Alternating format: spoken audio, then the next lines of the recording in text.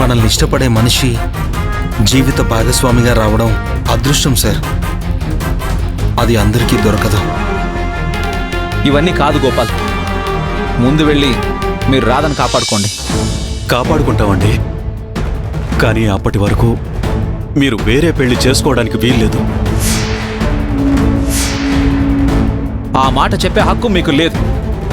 నా భారీగా ఉండే ఉద్దేశం రాధకు లేదని నాకు తెలుసు. కాబట్టి మీ నాటకాలు నేను నమ్మను. ఒక్క నిమిషం.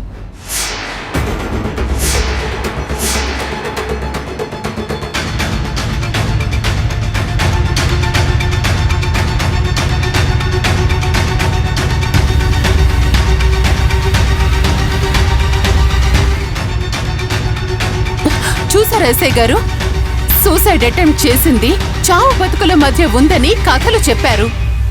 తనేమో హ్యాపీగా నడుచుకుంటూ వచ్చింది. ఇది నాటకం కాదా?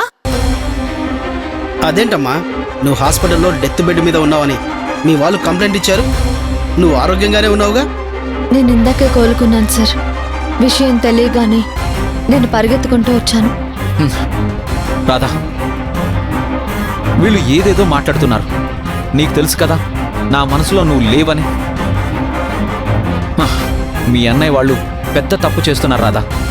నీకు నాకు ఏ సంబంధం లేదని వాళ్ళకి చెప్పి ఇక్కడి నుంచి తీసుకెళ్ళిపో. ఏంటి అలా చూస్తున్నావు? నీ సమాధానం మీదే నా లైఫ్ డిసైడ్ అయ్యి ఉంది. చెప్పు రాధా. ఏం చెప్పమంటారు? మనకు పెళ్లి జరగడం అబద్ధమని చెప్పు.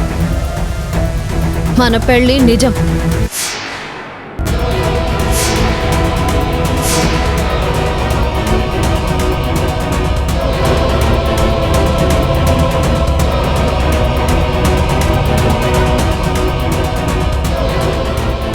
మీరు నా మెళ్ళో కట్టిన ఈ తాళి నిజం.